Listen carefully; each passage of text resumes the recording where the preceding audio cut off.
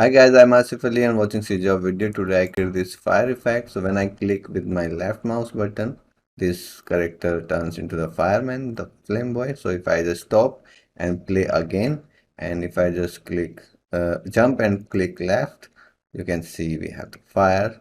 So I will create it from scratch. So let's start this tutorial. And if you haven't subscribed my YouTube channel yet, please subscribe it. If you like this video, like, share, and comment. So I have this third person template and I want to add a custom material on this character. First, on a left mouse click or any click. So what you have to do, you have to open your third person blueprint. And here I have this.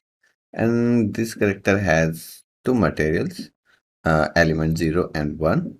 So what I'll do here in the event graph, take a node, dynamic material, create dynamic material instance, and then you have to pick a material here. So let's say you have, let me just create a folder.